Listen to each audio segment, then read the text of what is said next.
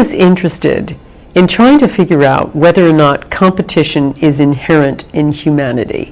You know, because that's what we hear all the time. We live by the stories we're told, and the biggest story that we hear is science. And science writes the story we live by, and the story that creates all of the societal structures that we have. And the scientific story that we've had to date describes people and all living things in competition for survival. You know, that life is a race to the finish line and only the fittest survive. And we also have been described as highly individual. So a sentence kept really reverberating in my head, almost like it had been surgically implanted there. You know, was it meant to be like this? And if not, what was it meant to be? And so I wanted to discover whether or not that is really the correct scientific story, and if not, what is, and if there is something else, how are we supposed to be? How are we supposed to live? So I wanted both a new scientific story and also a new blueprint for a new world. So what I discovered is, no, we're far less individual than we thought we were, and we're also not made to compete. Nature's greatest drive is not for domination, but for wholeness, connecting together. And between our subatomic particles, between our bodies and their environment, between ourselves and everyone with whom we come into contact, and even all of our societal structures, I discovered there's a bond. And by bond, I mean a connection so profound and integral that it's impossible to say where one thing ends and another thing begins.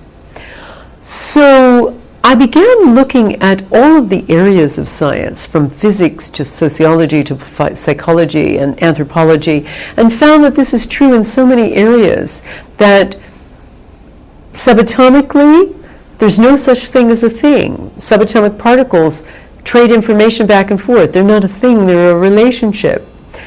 Our bodies are connected so much with and affected so much by environmental factors that you can't really say that we exist independently. Those environmental factors play on our genes. They create and determine whether our genes get expressed. Our behavior is profoundly affected even by the planets and planetary activity. I'm not talking about astrology, I'm talking about actual geomagnetic activity. And finally, even our thoughts are a complex mix, as we've discovered with mirror neurons, of everything we think, but also the thoughts and the actions of everyone else with whom we come into contact. So what I'm really saying is that I've discovered that we're just one giant intergalactic superorganism. And in order to live correctly, we have to take into account our real need to bond. Because right now, we're living against nature, against who we really are.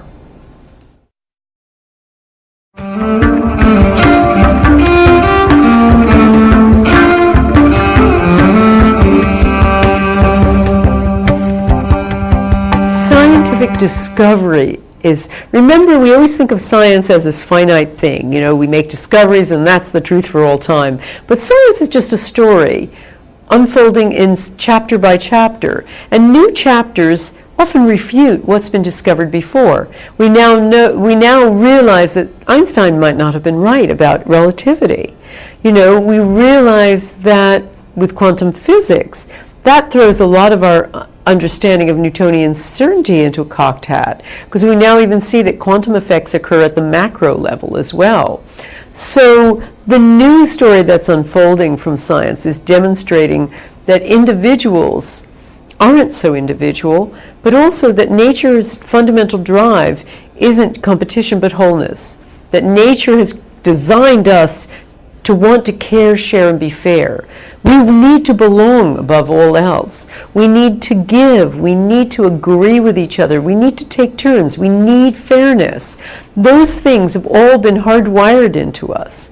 The problem is we're not living according to that story. We're living according to an outdated story of scarcity and competition. And that's why we're suffering to the degree we are. That's why all of our societal structures are breaking down. And so the purpose really of my book, The Bond, is not only to provide us with a new scientific story, but also a new blueprint, a new handbook of how to live, and how to live consistent with our real nature.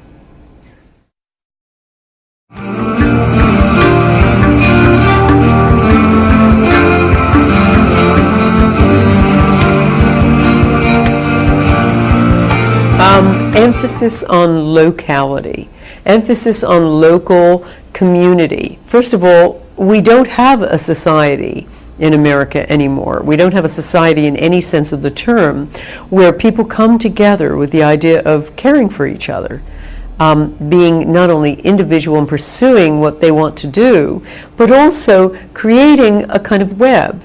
We don't have that. We've broken that down, and we've taken individualism way too far. We've also taken globalization way too far. And you see it in some of the really interesting movements like the farm-to-table movement or the transition town movement, where people are saying, let's recreate connected, interdependent, and supportive community. And that's my real emphasis, and that's the emphasis of the bond. It's saying we need communities to survive. It's the strongest pill we have. And what I look at and see is the idea of us establishing local support in not simply farm-to-table movements, but every kind of movement, and also then connecting that globally. But the many local things can happen. I'm fascinated by Japanese moais, where a group of 12 neighbors get together, or good friends, and decide to become each other's savings bank. And they create a cluster of 12, and each month each of them puts in, say, $100. And each one takes the pot every month. And they create a certain interest with it too. So they provide much more interest and money than the banks. Well, you can do that in every regard. You can try doing that with taking care of gardens, where each person gets a garden taken care of, their backyard taken care of every month by the whole 12, or something like that, where people are coming together to support each other. We've lost that basic human need, and by rediscovering that small community interdependence, we can truly transform society. It's not going to come from a big top-down effort. It's going to come from that small, interconnected effort. And that's my emphasis at the moment. And that's what I'm really talking about in the bond. But the other thing we need to do is wipe the hard drive clean, because we've been imbued and educated with this scarcity and competition model. And that informs everything we do. You know, we believe life is a race to the finish line. We believe that we have to look out always just for number one. We believe that, if we connect with other people, we're weak. So we always have to dominate them. And that's so woven into the fabric of our lives that to wipe that hard drive clean, we have to go through a re-education process. So that's the other part of the bond, is really trying to re-educate people to say, this is how we recover it. You have to learn to see much more holistically. You have to learn to relate to people much more holistically. You have to learn to cross and not have this us versus them mentality, and learn to cross divides by coming together for a larger goal. And you have to learn to change your purpose, so it's not just about what's in it for me, but how can I serve, and also that I can be the change agent by tiny, tiny acts. So that's my real emphasis in the bond, is restructuring, giving people a sense of empowerment, that it can come from the bottom up change, and a new world can come from the bottom up.